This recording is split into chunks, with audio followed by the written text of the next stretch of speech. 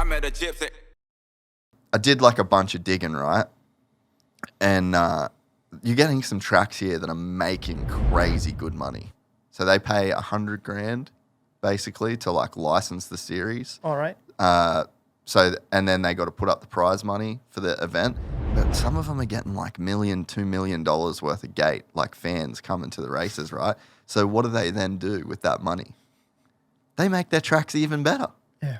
And better and better and better and better and better. Every single year, these same tracks are making loads of money. I know. And then spending that money, new machines, new equipment, new watering systems, new grandstand. And then the level goes like this. Know. And then what happens? It's crazy. Jorge Prato Yeah. leaves Europe.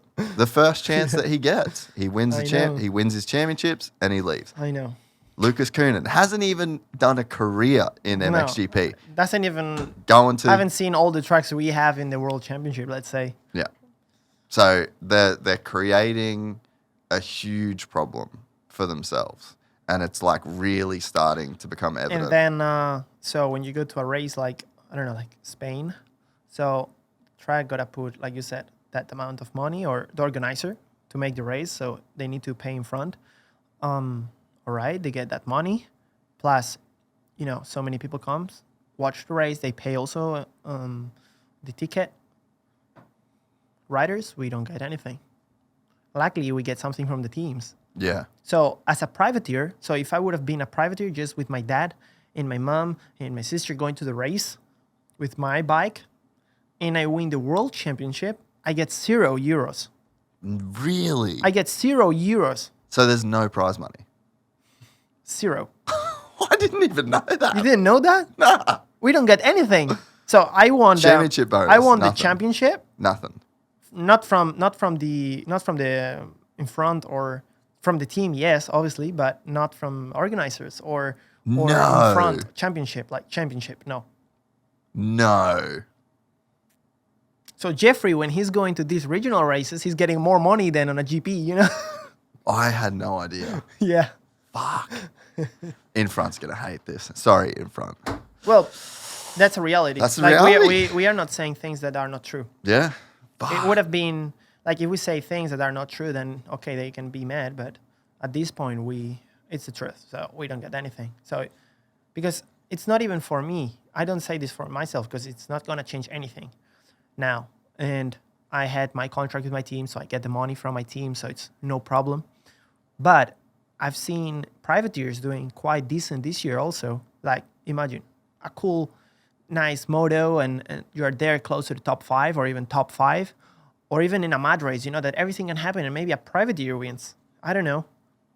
He goes back home with minus, I don't know how many thousands because the bike is destroyed Bike's in the mud. ruined. Exactly. So you won a GP and it's minus, I don't know how many thousands of euros. So it's not fair, right? And this doesn't allow also the sport to grow because riders now, like within 15 to like, I would say 15 to 40 position, they just don't come anymore to the GPs because they're like, for what? Yeah. I better stay in the regional championships and then I get some prize money there because they have a little bit, some championships. So they can get some money there. But at the GPs, they only lose money. Like the privateers, they lose money Every time, every no time matter because what. they need to pay also the entry fee. So the entry, What's the entry fee cost, do you know? I think 1,500 every race. Can you fucking believe this? Yeah. I think 50. I think Whoa. Bro. So how many GP rounds is there? This is fucking 20. blowing my mind. So there's 20 GPs. Let's say 300,000 euros. That's just only 6 million euros that the tracks are paying. 1,500. And then the entry. That's wow. to buy. I know because one of my friends came to a few GPs and he raced the GP and he's like, I don't know if I can make it to the next GP because I need someone to help me to pay to race. You know what I mean? And he's riding and he's done with the race and he goes home and he just lost money, for racing, to experience an MXGP. Yeah. Like he came to Galicia to my race, which was very far. It's in the other side of Europe. But yeah, he wanted to experience racing my track and with the crowd and everything. And yeah, he paid it. He had some friends that helped him to pay, but it's a lot of money. Yeah. It's a lot of money for privateers. So what's the vibe there now? Like between the riders and is it still like a lot of tension between like people are the people over it there, do you think? I don't know. I'm like, Yeah, you're just done. You're like, see you guys. whatever they want to do. Good luck. Yeah, I'm like, I did what I had to do. I tried these last years to maybe change few things together with other riders. It's not only me and it's not only Jeffrey speaking, but I would put Jeremy. Jeremy was talking to me too, and we tried to, change things a little bit, like to make that track maybe more safe. But they don't listen, so it's the same. And even all the riders that, for example, in 22 didn't race, all those riders, they were helping. Just the whole situation to get better by not racing. No, we didn't race because we thought it was the right way to say, hey, you got to change it. Yeah. It was the only way that we could use to don't race. And then they kind of sell it in the opposite way, like you guys didn't race because you are afraid of riding in the mud, because you are afraid of these circumstances. You are not as good as you think. This is not, they said in front of us, this is not golf. Said, we're not here for that. We are here because we need a better racetrack. We need a safer, like just talking about safety. Yeah. Racetrack.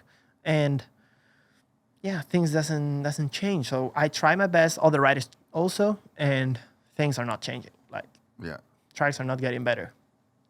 I think with 1 day racing was slightly better because they have more time too.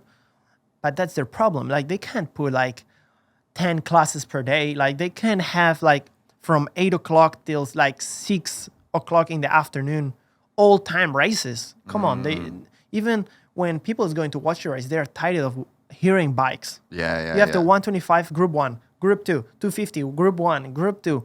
Then you have MX2. Then you have not veterans, but I don't know, like another class, 250, 450.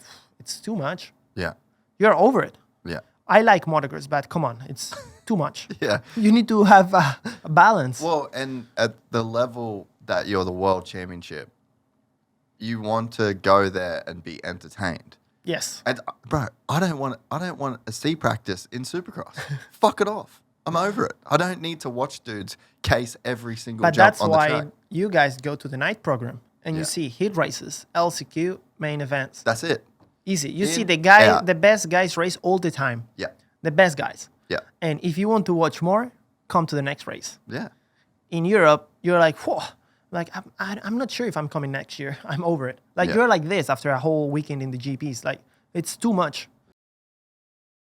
If you enjoyed this content, please like and subscribe. And to listen to the full 3-hour podcast, search Gypsy Tales in your favorite podcast platform or click the link in the description below. Gypsy Gang.